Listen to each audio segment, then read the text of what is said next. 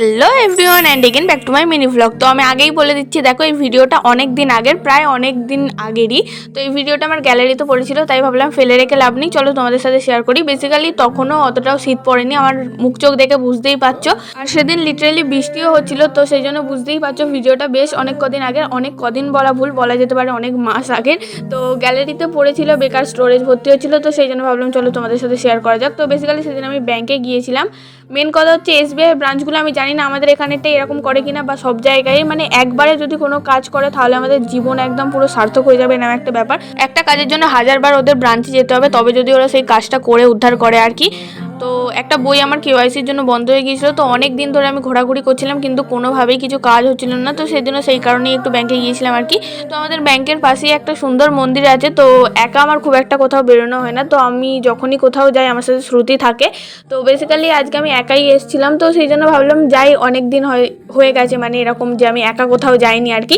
তো সেই জন্য ভাবলাম যাই একবার পাশের মন্দিরটা থেকে ঘুরেই আসি। তো আমি যখন আসছিলাম তখন বৃষ্টিটা হয়নি আর কি, তারপরেই খুব জোরে বৃষ্টি শুরু হয়ে যায় আর আমি এখানে গিয়ে আটকেও পড়ি আর কি। তো আমি চুপচাপ বসেই ছিলাম, তো আমার পাশে দুটো দাদু এখানে বসে বসে গল্প করছিল।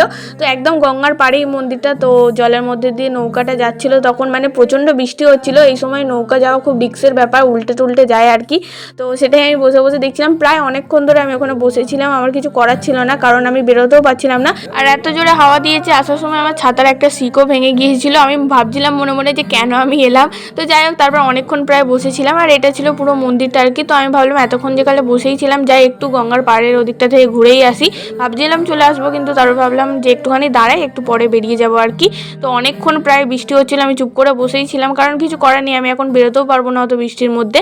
আর বৃষ্টি হওয়ার পর সিরিয়াসলি চারিদিকটা পুরো ছবির মতো সুন্দর লাগছিল। আমি ভাবছিলাম যে আমি চলে যাবো, বলছিলাম না যাওয়াটাই বেটার হয়েছে। তার কারণ কি বলবো, মানে সিরিয়াসলি ওই সময়টা এত সুন্দর দেখতে লাগছিল চারিদিকটা, আর আমি একা ছিলাম যেহেতু, আর চারপাশে সেরকম কেউ ছিলও না। তো জিনিসটা আমি অনুভব করতে পারছিলাম, বেসিক্যালি যেটা বলে না যে একা থাকলে একটা ভাইব কাজ করে, তো সেটাই আমার মধ্যে হচ্ছিল আর কি। তো মন্দিরের এই জায়গাটাই হচ্ছে, এখানে কালী ঠাকুর আছে, যেহেতু এখন গেটটা বন্ধ, তো মুখটা স্পষ্টভাবে ঠিকভাবে আমি দেখাতে পারবো না তোমাদের। তো যাই হোক, তারপর ওদিকটা থেকে এসে আমি গঙ্গার পাড়টায় বেশ অনেকক্ষণ দাঁড়িয়েছিলাম, আর ওটা হচ্ছে গঙ্গার ওপারে আর কি। আমাদের ওই জায়গাটাকে বাটা বলে, যারা এই আশেপাশে থাকো তারা অবভিয়াসলি জানবে। মানুষের একা থাকতে বোর লাগে, কিন্তু আমার 5-6 ঘন্টা ছাড়া মানে কি বলবো, আমাকে যদি একটু একা না থাকতে দেয় আমি থাকতেই পারি না। আমার একটা অবস্থা, সেটা আমি ফোন নিয়েই বসে থাকতে পারি, কিন্তু একা আমাকে একটুখানির জন্য ছেড়ে দিতে হবে। তো সেদিন অনেকদিন পরে একটু বাইরে একা গিয়েছিলাম, তো ভালোই লাগছিল। তো কিছুক্ষণ পর দেখলাম আরও অনেকে এসেছিলো, বৃষ্টির জন্য আসতে পারিনি, কারণ ওই জায়গাটা খুব একটা ফাঁকা থাকে না আর কি, সবসময় মানুষজন থাকে। তো তারপর কিছুক্ষণ দাঁড়ানোর পর আমি ওখান থেকে বাড়ি চলে এসেছি। তো চলো আজকের মতো এতটুকুই, দেখা হচ্ছে নেক্সট ভিডিওতে, ততক্ষণের জন্য টাটা।